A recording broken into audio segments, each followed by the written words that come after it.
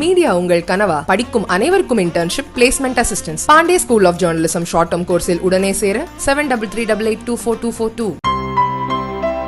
இனிமே கண்ணை மூடிட்டு கடலை எண்ணெய் வாங்கலாம். ஏன்னா மந்த்ரா கடலை எண்ணெய் இதயத்தின் தயாரிப்பு.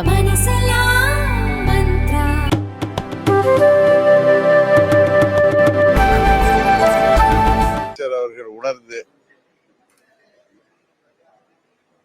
இந்த சட்ட ஒழுங்கு எதனால் சீர்கெட்டு வருவது என்பது அவருக்கு நல்லாவே தெரியும். இப்போ போதை மருந்து கலாச்சாரம், மூளை முடுக்கெல்லாம் போதை வஸ்துக்கள், இந்த கஞ்சா அப்படின்னு இந்த மாதிரி போதை வஸ்துக்கள் பயன்படுத்துபவர்கள் அதிகமாகி அவர்கள் என்ன பண்றாங்கன்னு தெரியாமையே பல்வேறு இது போன்ற என்ன சொல்றது, ரொம்ப சட்டவிரோத நடவடிக்கையில் ஈடுபடுறாங்க. இதை காவல்துறை இரும்பு கரம் கொண்டு அடக்க வேண்டும். இளைஞர்களை, மாணவர்களை குறிவைத்து இந்த போதை மருந்து வியாபாரம் அவர்களை குறிவைத்து நடக்கிறது. இதெல்லாம் தடுத்து வருகின்ற சமுதாயத்தை பாதுகாக்க வேண்டியது ஆளுகின்ற ஆட்சியாளரின் கடமை. அதில் அவர்கள் உறுதியாக இருந்து இது போன்ற பிரச்சனைகள் இல்லாம பார்த்து கொள்ள வேண்டியது அரசாங்கத்தின் பொறுப்பு. பரவலாக ஒரு குற்றச்சாட்டு, இப்ப இந்த கஞ்சா உள்ளிட்ட போதைப் பொருட்கள் வந்து குஜராத் மாநிலத்தில் கடத்தப்பட்டு வருகிறது. ஆனா அதை தடுக்கிறதுக்கு நீங்க அங்கம் வகிக்கிறீங்க. பாஜக மத்திய அரசு ஏன் தடுக்க மாட்டேங்குது? பரவலா ஒரு கட்சி, எல்லா கட்சி தலைவரும் ஒரு குற்றச்சாட்டு. இது அது அரசியல் ரீதியா நான் ஒரு அரசியல்வாதியா பேசல. நானும் ஒரு குழந்தையின் தந்தையாக பல குடும்பங்கள்ல மாணவர்கள், இளைஞர்கள் எந்த அளவுக்கு குறிவைத்து தாக்கப்படுகிறார்கள் இந்த போதை மருந்து கலாச்சாரத்துல இருந்து. இது அங்கிருந்து வருது, இங்க வருது இல்ல, அதை தடுத்து அதை இங்க வரவிடாமல் தடுக்க வேண்டியது இங்க உள்ள அரசாங்கத்தின் கடமை. இது கையாளகத்தனமா அங்கிருந்து வருது, அங்கேருந்து தடுக்கிற, இங்க நீங்க தடுங்கிற. இங்க என்ன காவல்துறை இல்லையா? உங்களுக்கு ஆற்றல் இல்லையா? இல்லாட்டி வீட்டுக்கு போங்க, மக்கள் உங்களே வீட்டுக்கு போக வச்சிருவாங்க.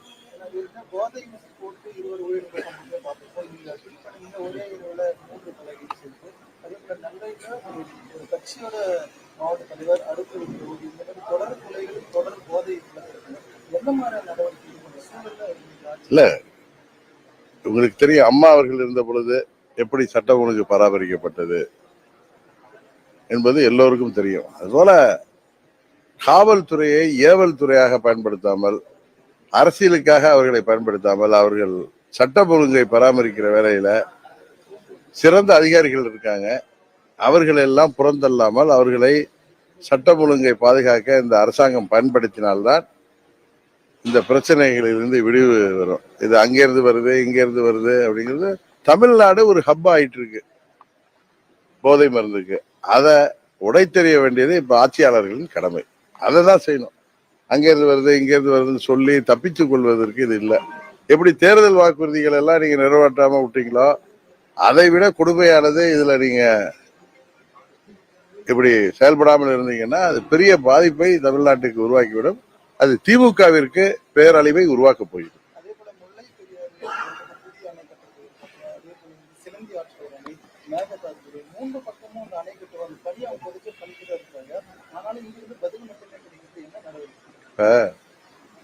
அன்னைக்கு கூட நண்பர் செல்வ பிறந்தகை சொல்றாரு, மிலிட்ரியை வர வைக்கணும்னு. மிலிட்ரியெல்லாம் வர வைக்க வேணாம். காங்கிரஸ் தலைவர் அம்மா சோனியா காந்தி கிட்ட சொல்லி, அங்க கர்நாடகா சீஃப் மினிஸ்டர்கிட்ட, அந்த டெப்டி சீஃப் மினிஸ்டர்கிட்ட எல்லாம் இப்படி பேயாட்டம் ஆடாம தமிழ்நாட்டு உரிமை இது நம்ம ஒன்றும் அவங்கள்ட்ட ஒன்றும் பிச்சை கேட்கல.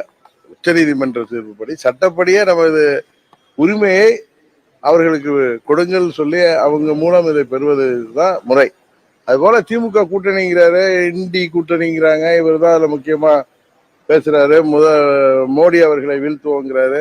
முதல்ல உங்க கூட்டணியில உள்ளவங்களை தமிழ்நாட்டுக்கு தண்ணீர் வருவதை, அவர்கள் அணை கட்டுவதை தண்ணீர் வருவதற்கு எதுவாகவும், கேரளா மற்றும் கர்நாடகாவில், ஈவன் ஆந்திராவிலையும் பாலாறின் குறுக்க அணை கட்டுவேன்னு நிற்கிறாங்க. எல்லாத்தையும்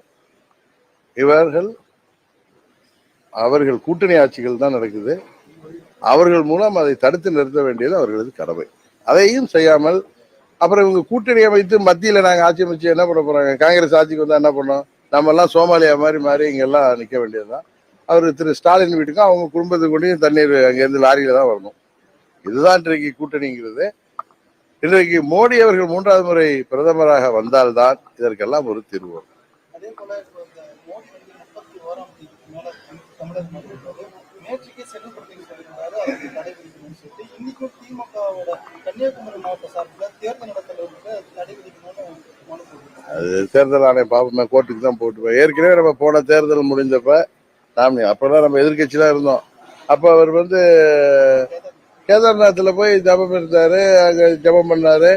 அது வந்து இது இது வந்து தேர்தல் விதிமுறைக்கு எதிரானதாக எனக்கு தெரியவில்லை. தமிழ்நாட்டில் தேர்தல் முடிஞ்சிட்டு இங்க வந்து விவாகரத்தர் நினைவில்லத்தில் அவரை கண்டு அவர்கள் பயப்படுகிறார்கள். அதனால அவருடைய ஒவ்வொரு செயல்பாட்டையும் இவர்கள் அதற்கு எதிராக பேசுவதுதான் இவங்களுடைய வேலையாக போய்விட்டது.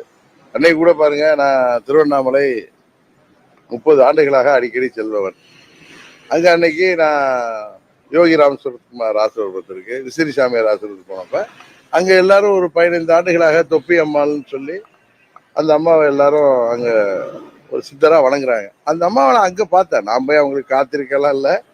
நான் போய் விசிறி சாமியார் ஆசிரமத்துக்கு போறதுக்கு உள்ளார போறப்ப அவங்க நின்றுட்டு இருந்தாங்க. கையில ஜபமாலையை வச்சு ஜபம் பண்ணி நிற்கிறாங்க. அந்த அம்மாவை பார்த்து நான் கும்பிட்டேன்.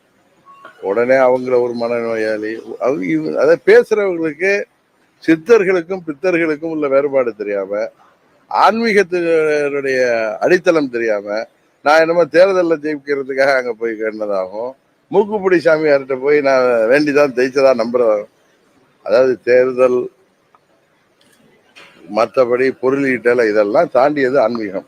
ஆன்மீகம் நமது ஈடுபாடு என்பது இந்த லௌகீக வாழ்க்கைக்கானது அல்ல என்பது தயவு செய்து அந்த அவர்கள் புரிந்து கொள்ள வேண்டும். இதெல்லாம் மீறியது. இன்றைக்கு கூட நான் விஐடி சான்சலர் பெரியவர் ஜிவியை பார்த்துட்டு நாராயணி அம்மாவை பார்க்க போறேன். இதுக்கு தேர்தலுக்கு என்ன இருக்கு? நான் எப்போ வந்தாலும் போவாங்க, தெரியும் உங்களுக்கு. இதை கூட புரியாமல் சிலர்கள் வந்து நம்மளை தாக்குவது தான் அவங்களுக்கு பெருமை நினைச்சிட்டு பண்றாங்க. இது போன்ற அரசியல் தமிழ்நாட்டில் ரொம்ப மலிவான அரசியல் நடந்து கொண்டிருக்கிறது. பிரதமர் வந்து அவர் பாட்டில் விவேகானந்தர் வந்து தியானம் பண்றதுனால என்ன பாதிப்பு வரப்போகுது? நல்ல விஷயம் தானே அது. நான் கூட்டணிக்காக சொல்லலை, பொதுவாகவே சொல்கிறேன். இன்னொரு புறம் இருக்க முன்னாள் முதல்வர் ஜெயலலிதா வந்து ஒரு பக்கம் தமிழிசை ஹிந்துத்துவ தலைவர் சொல்லி கோட் பண்ணியிருந்தாங்க. அது இன்னைக்கு ஜெயக்குமார் ரியாக்ட் பண்ணியிருக்காரு. மதவெறி பிடிச்ச யானையை விட கொடூரமானது பாஜக.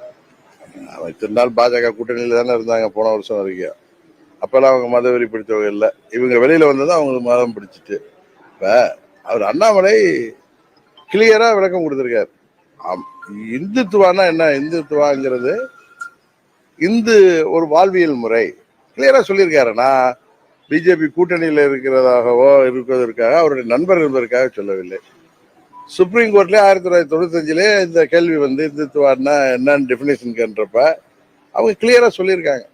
சுப்ரீம் கோர்ட் தீர்ப்பு, நீதிமன்றமே வந்து இந்துத்துவாங்கிறது ஒரு வாழ்வியல் முறை. இன்னொன்று, இந்துத்துவாங்கிறது எல்லா ஒரு வாழ்வியல் முறையில எல்லா மதங்களையும் அரவணைத்து செல்வதுதான் இந்து மதத்தின் அடிநாதம். அதை அவர் கிளியரா சொல்றாரு. அது மாதிரி 84 அம்மா வந்து 370 காஷ்மீருக்கு வேண்டாம், அதை எடுக்கணும்னு சொல்லி 84 அம்மா ராஜ்யசபா எம்பியா இருந்தப்ப புரட்சி தலைவர் காலத்திலே பேசியதையும் அவர் எவிடன்ஸோட சொல்றாரு. அது போல அம்மா அவர்கள் ராமர் கோயில் கட்டுவதற்கு ஆதரவாக இருந்தார்கள். இந்தியாவில் கட்டாம போய் பாகிஸ்தான்ல கட்ட முடியும்னு அம்மா கேட்டாங்க. எல்லாவற்றிற்கும் மீறி அம்மா தெய்வ பக்தி இருக்கவர்கள், அவர்கள் பிறந்த மதத்தின் மீது நம்பிக்கை உள்ளவர்கள். நான் திரும்ப சொல்றேன், தான் பிறந்த மதத்தின் மீது நம்பிக்கை உள்ளவர்களா மற்ற மதத்தையும் மதிக்க தெரியும். இவர்கள் அரசியலுக்காக திமுக தலைவர் வந்து சிறுபான்மையின் காவலர்களாக காட்டிக்கொள்வதற்காக அவர் இந்துவா பிறந்திருக்கிற காரணத்தினால இந்து மதத்தை பத்தி எது வேணாலும் பேசலாங்கிற தைரியத்துல பேசுறாரு. மந்திரம், கல்யாண வீடுகள்ல மந்திரம் வருவத கேவலமா பேசுவாரு. ஆனா அவங்க வீட்டு பெண்கள்லாம் யாகம் பண்றாங்க, திருப்பதி கோயிலுக்கு போறாங்க, எல்லா கோயிலும் போய் அங்க பிரதட்சணம் செய்யறாங்க. இதே மாதிரி வெளிவேஷம் வேண்டாமே, அவரவர் சொந்த விருப்பம் பக்திங்கிறது. அது மாதிரி அம்மா அவர்கள் வந்து சமூக நீதி காத்த வீராங்கனை எல்லாருக்கும் தெரியும். இன்னொன்னு சொல்ல போனா திராவிடம் அப்படிங்கிறது பார்ப்பனிய எதிர்ப்புக்காக உருவான இயக்கம், கடவுள் மறுப்பு இயக்கம். ஆனா அந்த இயக்கத்துல, அந்த திராவிட இயக்கத்துல 30 ஆண்டுகள் பிராமணரான அம்மா அவர்கள் மாபெரும் தலைவராக 30 ஆண்டுகள் செயல்பட்டு 16 ஆண்டுகளுக்கு மேல் முதல்வராக இருந்து தமிழ்நாட்டு மக்களுக்கு, ஏழை எளிய மக்களுக்கு ஜாதி மத பேதமின்றி செயல்பட்டார்கள். அதான உண்மை.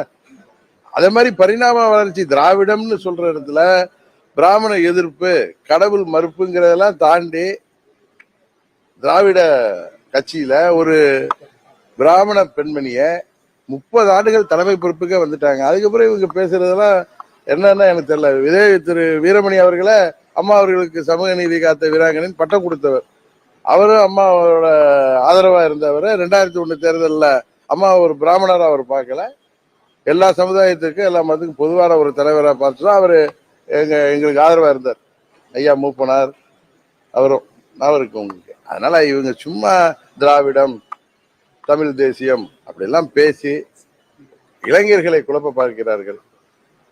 இந்த காலத்தில் தேவை ஆன்மீகம் என்பது அவர்களுடைய தகுதி விருப்பம். அதுல போய் யாரும் தலையிட வேணாம். இன்னொன்னு, அம்மா ஒரு இந்துங்கிறத நம்ம எப்படி மறுக்க முடியும்? அதை அவர் திரு அண்ணாமலை அம்மா இந்து மதத்திற்கு செய்த இந்துவாக அவர் செயல்பட்டதை அவர் பெருமையா சொல்றாரு. ஏன்னா அவங்க கொள்கை இந்துத்துவா கொள்கை. இந்துத்துவாங்கிறது வாழ்க்கை முறை. இதே பிஜேபியுடைய கொள்கை இந்துத்துவா. ஏன் கருணாநிதி அவர்கள் கூட்டணி வைத்து அமைச்சரவையில எல்லாம் இருந்தாங்க? அதனால இவங்க சும்மா அந்த காலகட்டத்துக்கு மக்களை ஏமாற்றுவதற்கு திமுகவும் அவர்கள் கூட்டணியை சேர்ந்தவர்களும் இந்த சனாதனம்னா என்னன்னே தெரியாது, நம்மளாம் இந்து தான், அதை பத்தி எல்லாம் பேசி பாஜகவை தமிழ்நாட்டில் வளர்ப்பதே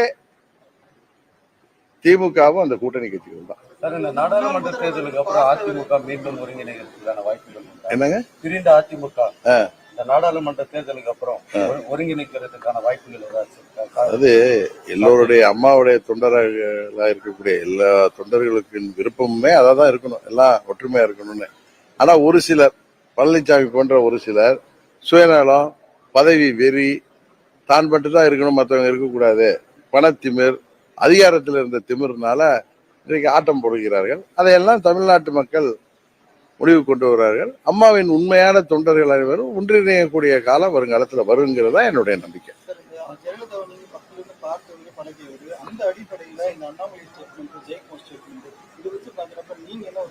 நான் அன்னைக்கு பேசிட்டேன், நான் திருவண்ணாமலையில கிளியரா சொன்னேன். அவர் சொன்னதுல எந்த தவறு இல்லை.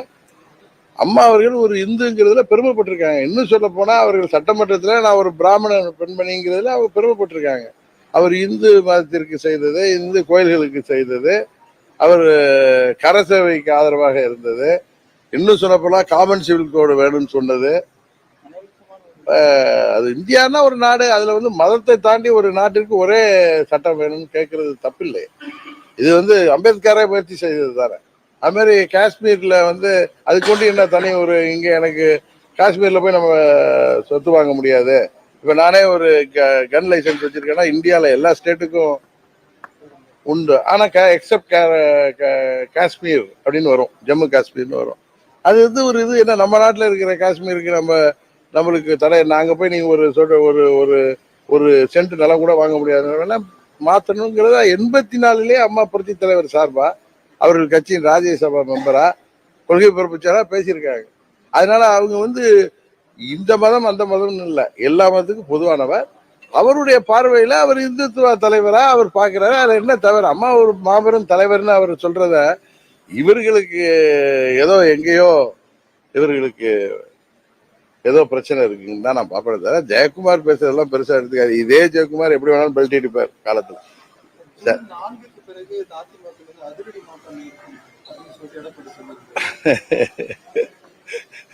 அதிரடி மாற்றம் யாருக்கு வருதுங்கிறத பாப்ப முடியாது. மோடி பூரி ஜெகநாதோட சாவி தமிழகத்தில் இருக்கின்றாரு. இன்னொரு பக்கம் ஒடிசாவில் அமித்ஷா தமிழர் ஒடிசாவை ஆளக்கூடாதுன்றாரு. தமிழர்களுக்கு எதிரான கருத்து முன்வைக்கிற தமிழர்களுக்கு எதிரான கருத்து இல்ல. இப்ப தமிழ்நாட்டுல ஒடிசாவை சேர்ந்தவர் ஆள்வதை ஆளக்கூடாதுன்னு பேசினா ஒடிசாவை சேர்ந்தவர்களுக்கு எதிரான கருத்து கிடையாது. அந்த ஸ்டேட்ல இப்ப நீங்க இங்க என்ன சொல்றாங்கல்ல, அந்த ஒரு தமிழ்நாட்டை தமிழர் தான் ஆளணும். இதே கருணாநிதி அவர்கள் புரட்சி தலைவர் எம்ஜிஆர் 72ல கட்சி தொடங்கினப்ப அவரை மலையாளின்னு பேசுறவங்க தான் திமுக கூட்டம். இன்றைக்கு தங்களுக்கு சாதகமா ஒரு இதை பேசுவாங்க. அவர்கள் சரி, இன்னும் நிறைய கட்சிகள். அவர் ஒடிசாவுடைய உள்ள அந்த புவனேஸ்வர் கோயில்ல பெட்டகச்சாவி தமிழ்நாட்டுக்கு சென்று விட்டுன்னு தான் சொல்லியிருக்காரு, தவிர தமிழர்கிட்ட இருக்குன்னு சொல்லல. அது மாதிரி ஒரிசாவில் அரசியல் அங்க ஒரு ஒரிசாவில் பிறந்து ஒரிசா மொழி ஒடிசாவில் பிறந்தவர் அங்க வந்து ஆட்சிக்கு வரணும் அப்படின்னு சொல்லி ஒடிசாவை சேர்ந்தவர் வரணும்னு திரு அமித்ஷா பேசுவது எனக்கு இப்ப தமிழ்நாட்டுல வந்து ஒரு தமிழர் வரணும்னு அவர் பேசுவார்ல, அதே மாதிரி அங்க பேசுறதுல என்ன தவறு இருக்குன்னு எனக்கு தெரியல. இது வந்து வேற்றுமையில் ஒற்றுமை, எல்லா ஸ்டேட்டும் சேர்ந்ததுதான் இந்தியா, எல்லாம் ஒற்றுமை. இதே தமிழ்நாட்டுல புரட்சி தலைவரை வந்து மலையாளின்னு சொல்லி சிலோன்ல பிறந்தவர் சொல்லி தூற்றியவர்கள் தான் இன்றைக்கு அமித்ஷா அவர்களை பேசுவது சிரிப்பு தான் வருது. ஏன் அதை கேட்கிறேன் சார், ஒரு பக்கம் மோடி சொன்னதுக்கு வந்து இங்க இருக்கிற கட்சிகள் என்னன்னா தமிழர்களை திருடர்களை குறிக்கிறாங்க. அமித்ஷா ரியாக்ஷனுக்கு வந்து தமிழர்கள் அவர் அந்த சாவி பூரி ஜெகநாதர் கோயில் சாவி தமிழ்நாட்டிற்கு சென்று விட்டதுன்னு யாரோ எடுத்துட்டு வந்ததை பத்தி பேசுறாரு. அதை நம்ம எப்படி வேணா இன்டர்பிரேஷன் கொடுக்கலாம். சரி, இதே திரு கருணாநிதி இருந்தப்ப களத்துல மஞ்சள் துண்டை போட்டுக்கிட்டு கடவுள் பக்தியை காமிக்காம அவர் என்ன சொல்லுவாரு, இந்து என்றால் திருடன்னாரு. நீங்களும் நானும் இந்து தானே இருக்கோம், இங்க உள்ள இந்துக்கள் எல்லாம் அப்ப கோவப்பட்டாங்களா? அவர் ஏதோ பேசுறாருன்னு சொல்லிட்டு போனாங்க. அது மாதிரிதான் நீங்க எல்லாத்தையும் ஒவ்வொரு வார்த்தை ஒவ்வொரு ஸ்டேட்ல எலெக்ஷன் நினைக்கிறப்ப இப்ப ஒரு ஹிந்தி மாநிலத்தை போய் இங்க ஹிந்திக்காரர் தான் ஆளணும் அப்படின்னு சொன்னா அங்க நீங்க ஒரு தமிழரை முன்னிறுத்துவாங்களோ அப்படிங்கிற ஒரு எண்ணத்துல இங்க உள்ளவங்க ட்விஸ்ட் பண்றாங்க, அவ்வளவுதான். அது குறிப்பா திமுக அந்த வேலையை பார்த்துட்டு இருக்காங்க.